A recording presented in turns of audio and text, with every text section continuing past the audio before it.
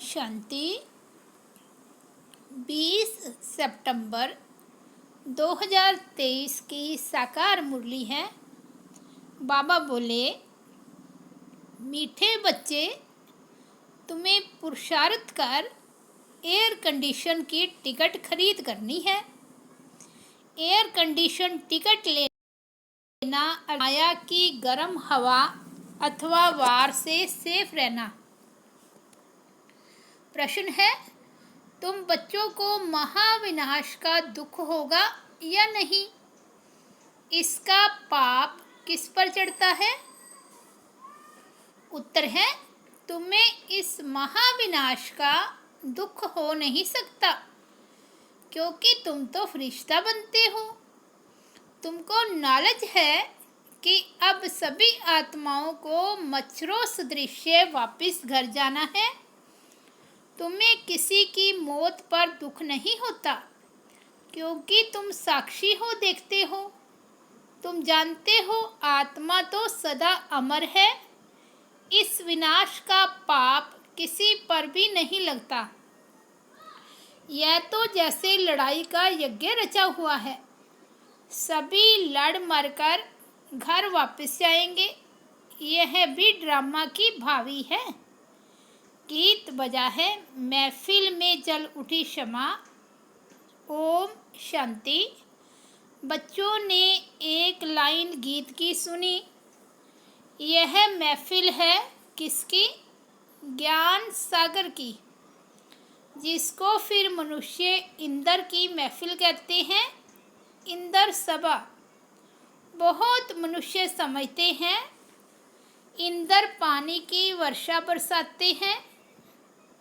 बच्चे समझते हैं यह ज्ञान सागर परम पिता परमात्मा की सभा है।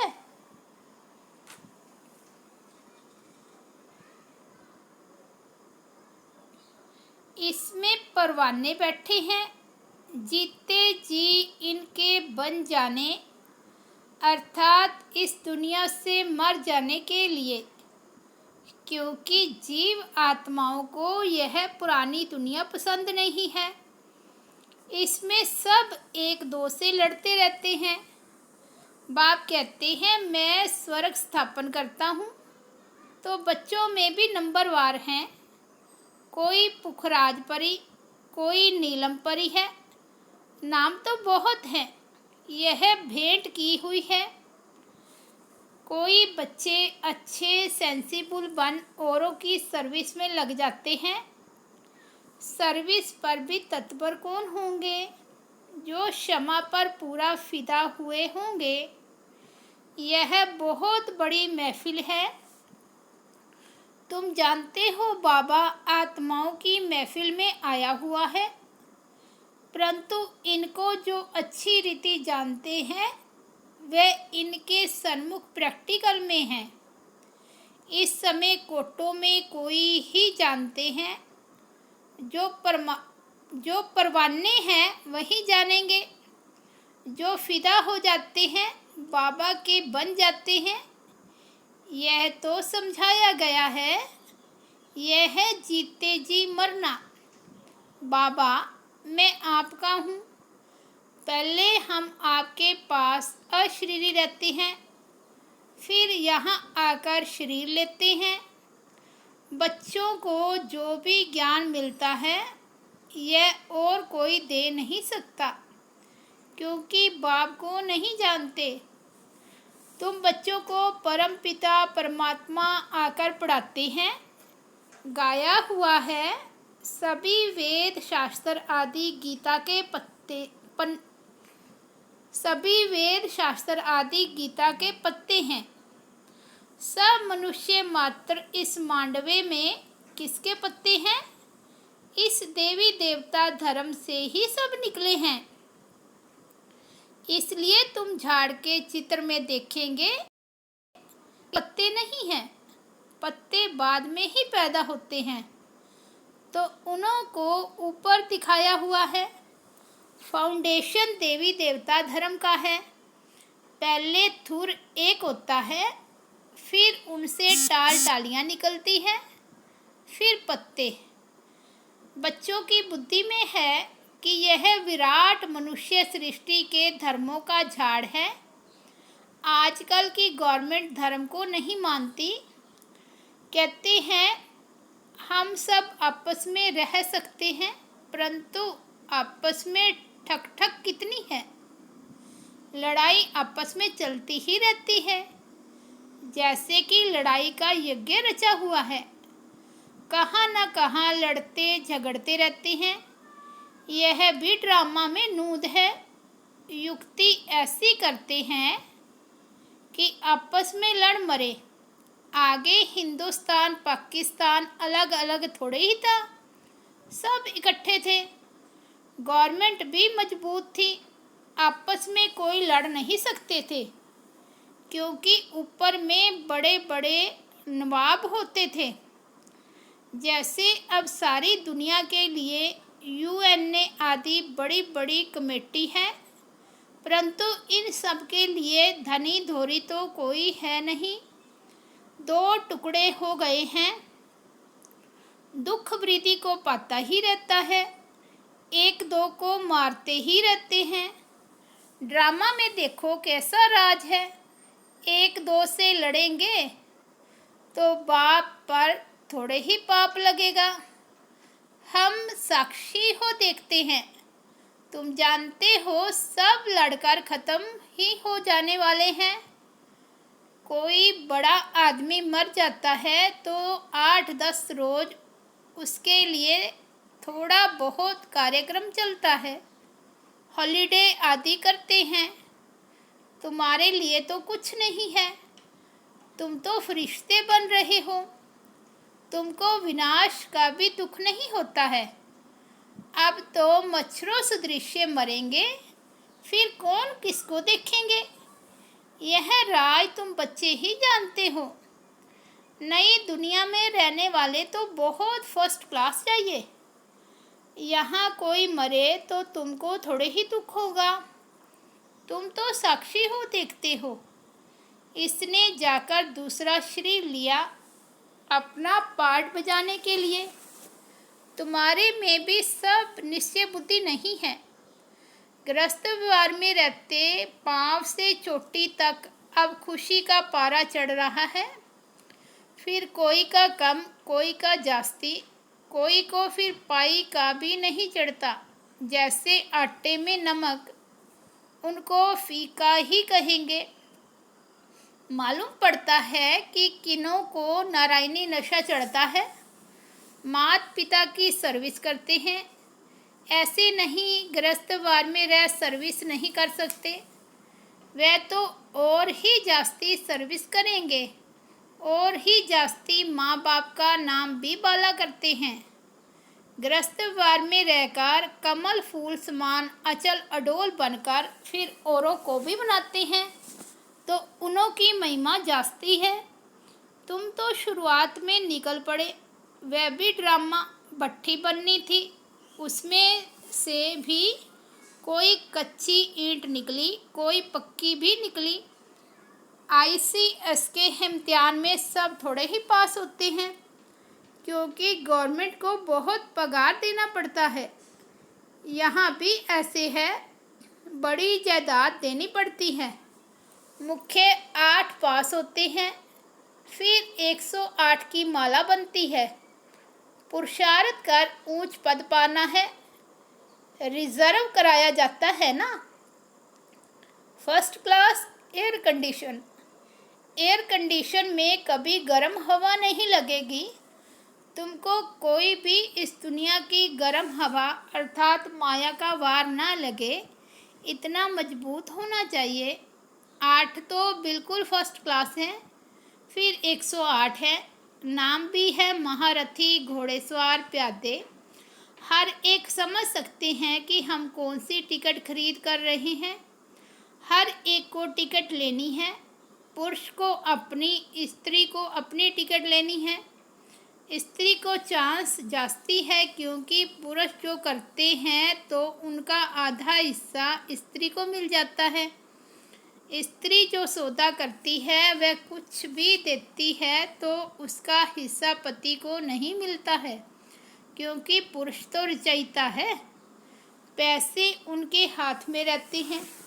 वह जो करेगा उसका हिस्सा स्त्री को मिल जाता है। स्वर्ग में तो दोनों मालिक रहते हैं। बच्चा एक होता है, वर्षा भी वह पाता है, कन्या भी अपना हिस्सा कायदे अनुसार ले लेती है। कल पहले जो कायदा चला है वही चलेगा। वहाँ की रस्म रिवाज का ख्याल नहीं करना चाहिए। बाबा ने बहुत तो साक्षात्कार करा दिया है। कैसे राजधानी ट्रांसफ़र होती है, यहाँ ट्रांसफ़र होती है तो ब्राह्मण गुरुओं आदि को बुलाया जाता है। आगे की रस्म रिवाज बहुत अच्छी थी। जब वानप्रस्थ लेते थे तो बच्चे को बड़े प्रेम से गद्दी पर बिठाते थे कि अब तुम कारोबार संभालो। अभी तो बिल्कुल बूढ़े हो जाते हैं तो भी छोड़ते नहीं हैं। आगे बच्चे मातृ स्नेही होते थे, अब तो मातृद्रोही बन पड़े हैं। माँ की भी चोटी पकड़ बाहर निकाल देते हैं। इसको कहा जाता है धुंधकारी, मातृद्रोही। सतयुग में ऐसी बातें नहीं होती। तुमको तो बहुत खुशी होनी चाहिए। महफिल की महसूसता तुमको यहाँ आएगी। यह ज्ञान सागर तो जहाँ होगा वहाँ मेला होगा। नदियों का मेला होता है ना, तुम नदियाँ तो आपस में मिलती रहती हो। यह तो है ज्ञान सागर और नदियों का मेला।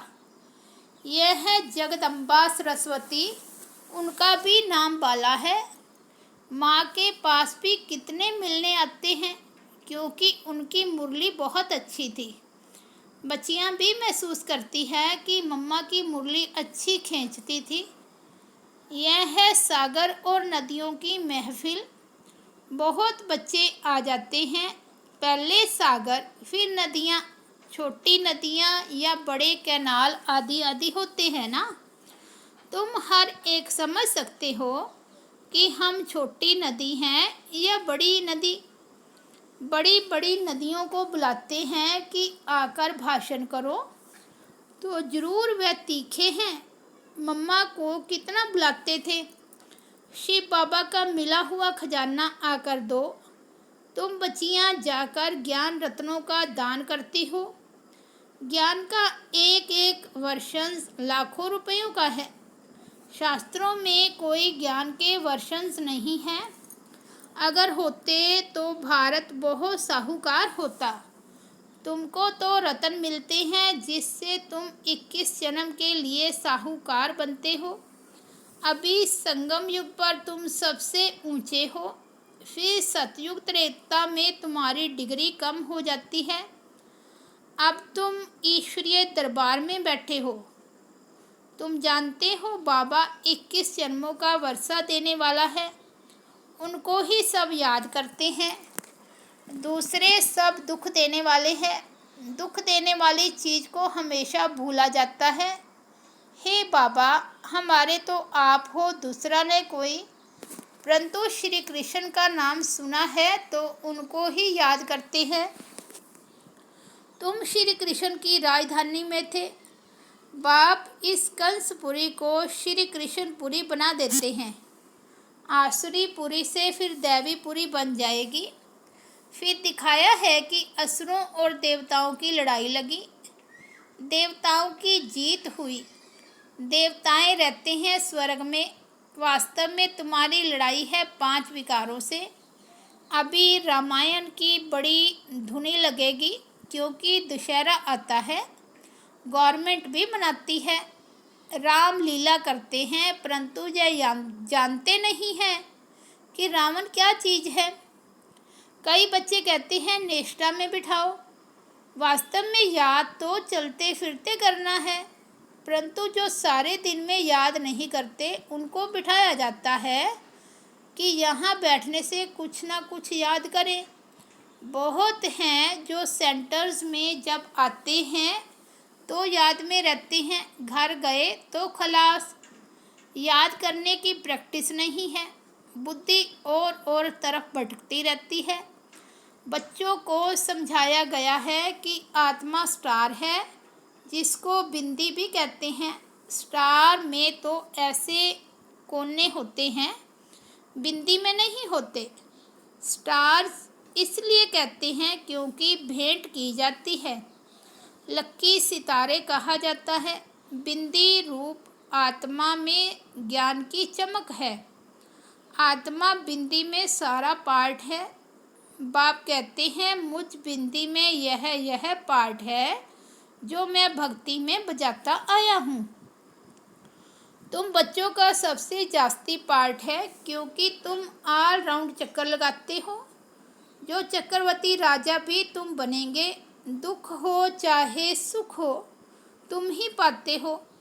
मेरा पार्ट तुम्हारे जितना नहीं है। मैं वानप्रस्थ में चला जाता हूँ, फिर भक्ति मार्ग में मेरी सर्विस शुरू होती है। याद भी करते हैं ड्रामा अनुसार। जिस जिस देवता की पूजा करते हैं, साक्षात्कार फिर भी मैं कराता हूँ। यह ड्रामा में मेरा पार्ट है। वह समझते हैं हमको इनसे साक्षात्कार होता है। इसमें भी भगवान है। समझते हैं गणेश से साक्षात्कार हुआ तो गणेश में भी परमात्मा है। इससे ही सर्वव्यापी का ज्ञान उठा लिया है। और तुम सब बच्चे कहते हो हम सब बाबा को याद करते हैं, अर्थात सब में बाबा की याद है, तो इससे भी सर्वव्यापी समझ लेते हैं। बाप कहते हैं मेरी याद में भी सब नंबरवार पुरुषार्थ अनुसार रहते हैं। जितना जो याद करेंगे उतना विकर्म विनाश होंगे। बाकी आत्मा तो हर एक में अपनी अपनी व्यापक है। मैं कोई बच्चे में भी प्रवेश कर किसका भी कल्याण कर सकता हूँ, परंतु उन्होंने फिर उल्टा अर्थ कर दिया है। ड्रामा में वह भी नूद है। ड्रामा अनुसार सबको पार्ट मिला हुआ है। यह शास्त्र आदि बनाने का भी ड्रामा में पार्ट है। बनाएंगे वही जिन्होंने आगे बनाए थे। गीता सुनाते हैं, फिर कल बाद ऐसे ही सुनाएंगे। तो अब बच्चों की महफिल में बाप बैठे हैं। जो मुझे जानते हैं मैं उन्हों के बीच में ही शोभता हूँ। बाकी जो जानते ही नहीं उस महफिल में बैठ क्या करेंगे। तुम भाषण आदि करते हो तो बहुत आते हैं। उनकी क्षमा के साथ महफिल नहीं कहेंगे। क्षमा के साथ महफिल तो यहाँ है। कोई फिदा होते हैं, फिर और तरफ बुद्धि योग चला जाता है। जब तक संपूर्ण बने बुद्धि जाती है। कर्मातीत अवस्था, संपूर्ण निर्विकारी अवस्था अभी नहीं कह सकते, वह अंत में होगी। फिर यह पुराना शरीर छूट जाएगा। यह पुरानी खाल है। आत्मा इन पुरानी कर्म इंद्रियों से काम लेती है। अच्छा, मीठे मीठे सिकिलदे बच्चों प्रति माता पिता बाप दादा का याद प्यार और गुड मॉर्निंग। रूहानी बाप की रूहानी बच्चों को नमस्ते। हम रूहानी बच्चों की रूहानी बाप दादा को याद प्यार, गुड मॉर्निंग और नमस्ते। धारणा के लिए मुख्य सार फर्स्ट पॉइंट है, शिव बाबा से मिला हुआ खजाना सभी को बांटना है। अविनाशी ज्ञान रत्नों का दान करके 21 जन्मों के लिए साहूकार बनना है। दूसरा, अपनी अवस्था अचल अडोल बनानी है। ग्रस्तवार में रहते भी कमल फूल समान बन बाप का नाम बाला करना है। सर्विस में तत्पर रहना है। वरदान है, संगम युग के इस नए युग में हर सेकंड नवीनता का अनुभव करने वाले फास्ट पुरुषार्थी भव। संगम युग पर सब कुछ नया हो जाता है, इसलिए इसे नया युग भी कहते हैं।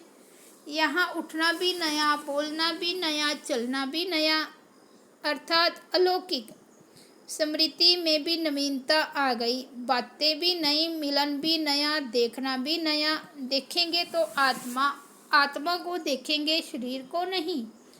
भाई भाई की दृष्टि से संपर्क में आएंगे, दैहिक संबंध से नहीं। ऐसे हर सेकंड अपने में नवीनता का अनुभव करना। जो एक सेकंड पहले अवस्था थी वह दूसरे सेकंड नहीं, उससे आगे हो। इसको ही फास्ट पुरुषार्थी कहा जाता है। स्लोगन है, परमात्म प्यार द्वारा जीवन में सदा अति इंद्रिय सुख व आनंद की अनुभूति करना ही सहज योग है। अच्छा, ओम शांति।